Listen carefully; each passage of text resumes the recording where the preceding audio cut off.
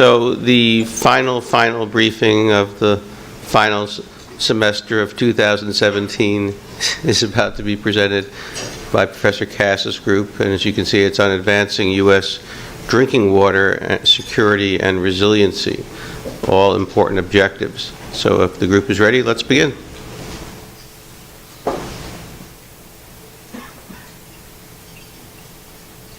Good morning, everyone. My name is Jenna Berendt, and I will be presenting the final briefing on behalf of the Secure and Resilient Water System Act team. So the water that was used to brew the coffee you're drinking right now traveled over 125 miles to get here. New York City has a very unique water system in that it requires very little filtration and electricity, and it provides some of the cleanest drinking water in the U.S. and in the world. With over 50,000 community water systems across the U.S., very few are comparable to New York City in terms of size, resources, and person power. New York City supplies water to 9 million customers every day and sources water from a network of 19 different reservoirs. In Keystone Municipal Water System in West Virginia, it services only 450 people, sources from just 3 wells, all of which have recently been contaminated by carbon tetrachloride from coal mining activities. So while we in New York City might not understand why something like the Secure and Resilient Water System Act is necessary, communities in West Virginia certainly can. In this graphic here, there are highlighted areas that have abandoned community water systems. Historically, in these regions, community water systems were monitored by coal mining operations. When these operations left as the coal economy declined, often communities weren't notified that nobody was monitoring or treating their water for months or even years in some cases. Since then, a number of volunteers have stepped up to operate these facilities, but again, they're lacking a lot of the technical knowledge and access to capital that's necessary to really run a community water system. So while this is an extreme example of some of the problems that community water systems are facing throughout the U.S., a lot of small community water systems are much more like these in West Virginia than in New York City. So today we're going to delve a little bit deeper into some of these problems that community water systems are facing. We're going to talk about how our piece of legislation, the Secure and Resilient Water System Act, addresses some of these problems, and then we're going to introduce our implementation plan. So community water systems face 2 major challenges. First, a lot of them are really underfunded. Funding for community water systems comes from the tax base of a community and in water rates. And so oftentimes smaller communities pay more for their water and they get less, meaning that their water is more frequently contaminated or there's more often water shortages. Also, the drinking water quality of a community water system is often related to wealth and racial makeup of a community. So since these systems are often underfunded, they're often unable to make much needed repairs to this system here is from the 1850s. So since they're underfunded, they're also often understaffed. As I mentioned before, some community water systems are run entirely by volunteers. Some community water systems just have one operator. Others have several. So since community water systems are under-resourced and understaffed, they often find it challenging to address the following threats. Industrial pollution and runoff is a major threat for community water systems. In West Virginia particularly, coal mining activities have contaminated a lot of drinking water supplies. Climate change is another threat. After Hurricane Harvey hit, a lot of communities in southeast Texas were left without access to clean water. Intentional acts of sabotage are another threat for community water systems in terms of the magnitude of impact that they could have. It could require community water systems to be shut down for days, let alone the potential public health impacts it could have if the system was actually contaminated. Finally, infrastructure degradation is a huge concern for community water systems. The EPA estimates that it will require $384 billion to replace all of the U.S.'s aging infrastructure in the coming decades. So community water systems are vulnerable and are in need of federal assistance. And that's where our bill comes in. The Secure and Resilient Water System Act is an amendment to the Safe Drinking Water Act. It requires community water systems to identify their own vulnerabilities and create a mitigation plan. Additionally, it provides funding and technical assistance, which will enable community water systems to think longer term. Right now, a lot of community water systems are operating at a loss and have adopted a really reactionary approach, just addressing problems as they crop up. And through the provision of funding and technical assistance, we're hopeful that they'll be able to focus more on mitigation.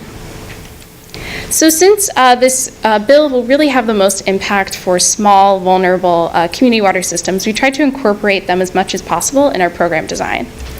The bill has 4 main components with a timeline for each.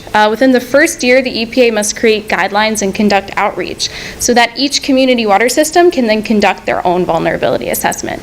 Based on that assessment, each community water system will create its own protection plan, and then within 5 years, the EPA will allocate grants to help community water systems actually implement those plans. The bill allocates $250 million over a 5-year period, and we're forecasting that total operations budget will only be 3% of that total budget, leaving most of the funding for grants for community water systems. And this process will restart every 5 years. So our program design focused only on the first year, and one of the major questions that we grappled with is how can we create a program that all community water systems, no matter their resources or access to capital or staffing, could make marked improvements to their drinking water system and reduce their vulnerabilities. And so we identified 3 main activities for the first year.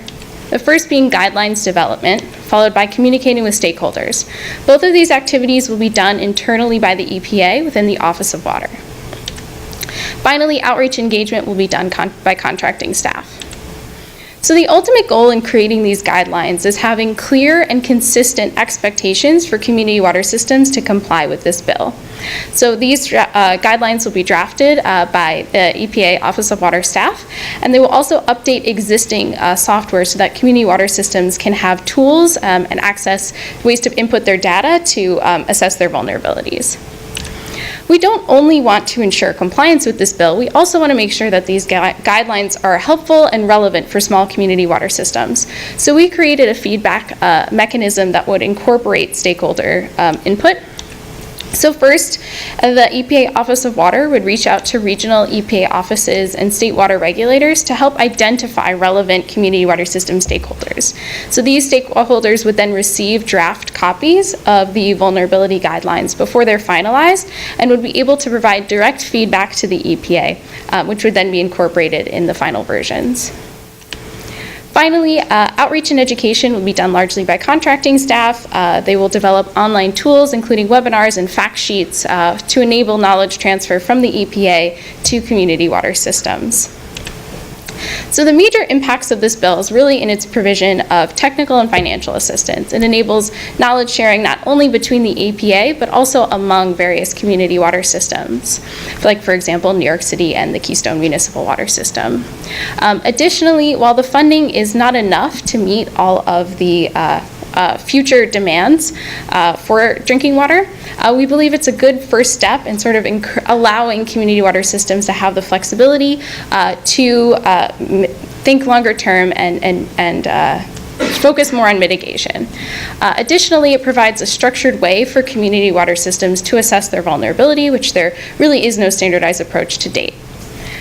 So after the passage of this bill, the Keystone Municipal Water System would be able to apply for funding to actually implement some of its protection plans and to update its existing infrastructure. I would also have access to a lot of the technical information that its operators are lacking. New York City, although it does provide extremely clean water, has a long way to go in terms of addressing a lot of its infrastructure degradation and also focusing on resiliency to stormwater surges and extreme weather events. And through this bill, they would be able to prioritize that more within their own internal operations. So while this bill is only part of a much larger needed solution to address drinking water issues throughout the U.S., we think that this bill provides the resources that community water systems need to address their critical drinking water issues. I'd like to thank the rest of the Secure and Resilient Water System Act team and our faculty advisor, Professor Lloyd Cass, and everybody for listening. Take any questions.